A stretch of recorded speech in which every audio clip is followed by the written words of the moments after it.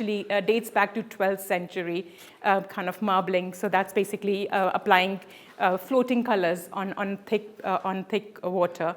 And also this technique is also from Turkey as well. So we can see, like we've got a couple of techniques that are coming back to us from Japan, from Turkey.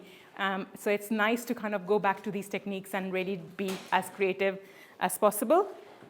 In terms of how this works, again, I'll show you. So there's to create, the main thing in marbling is creating the surface. That surface that you're seeing in those pots is actually made of water, plus there's a product called carrageenan.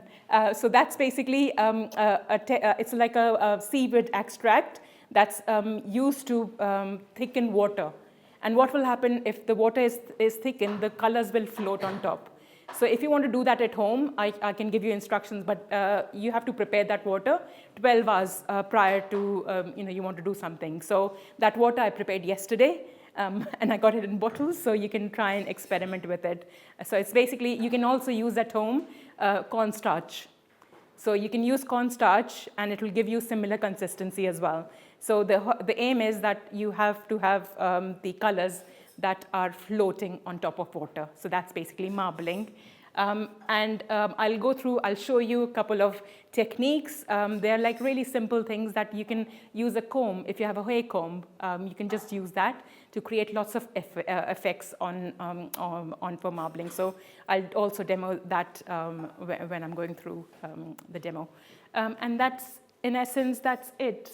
So this is basically water which has been thickened. It's been thickened with this powder, which is called carrageenan.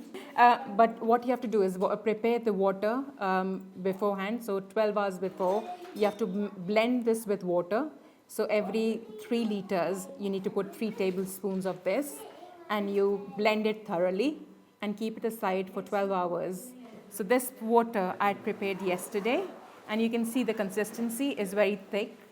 And the whole purpose is you can have the paint float on it.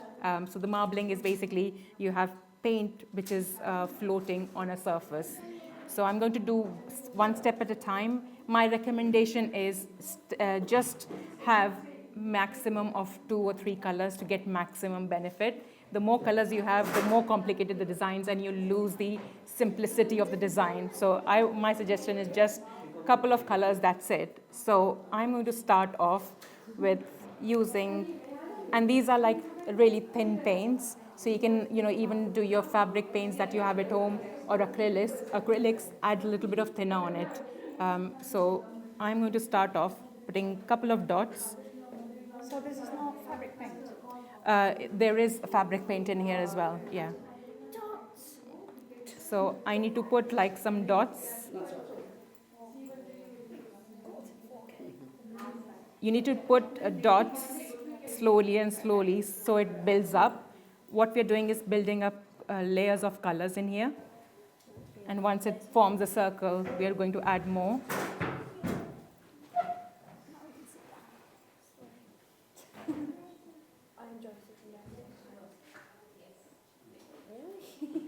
Yeah, when you drag the chair.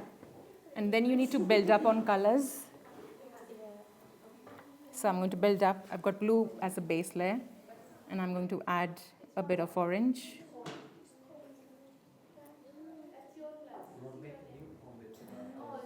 Let it float naturally.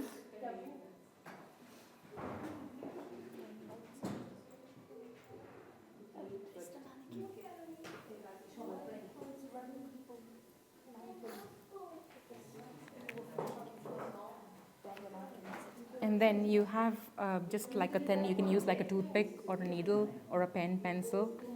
You just have to kind of try and merge a little bit of the designs, bit of the colors. You just have to merge the colors as you want.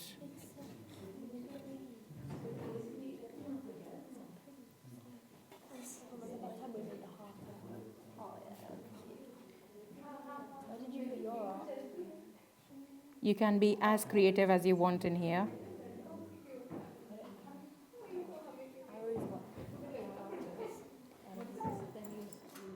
I'm going to add a bit of white just to give it a bit of more texture and swirls. Okay, then what we can do, once you're happy with the design, just take a piece of paper or a cloth. Yep, I'm going for it. Are we ready? 3, 2, 1. Yeah, it could be a fabric, yeah. Will the fabric sink? No, no, fabric won't. No. Because it's standing up, so it faces This this way. way. All right, I can try. Are you ready? Yeah.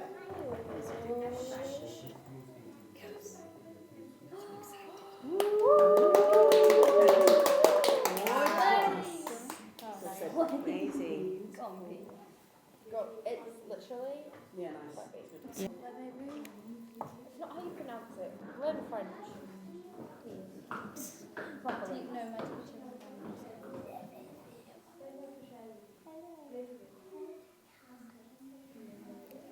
Okay, now we're going to try the other technique, which is like using a comb or just to kind of build it up. Now you'll see the difference between this, which was more freehand.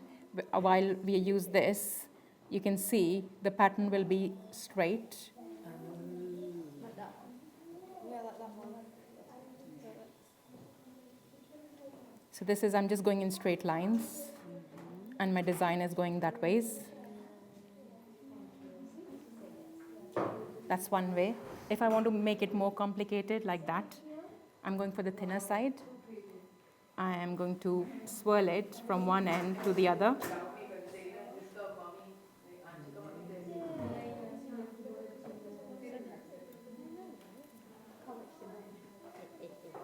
I'm worried.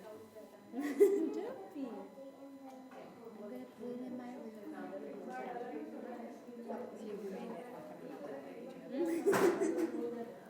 So they're basically you using both the sides to create different texture.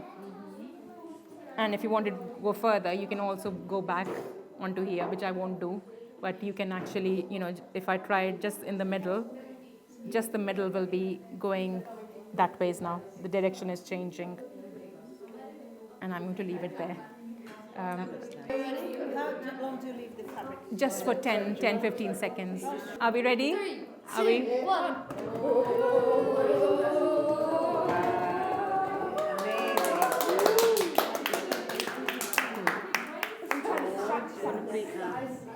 I think. Do you want to just remove this? Yeah. Yeah. Perfect. It's giving inside out thing. Because that's probably because it is. This is where you need to be creative. I like that. It's like a peacock colour. So I'll. Yeah. So I'm going to add bubbles. I'm going to add colors in here.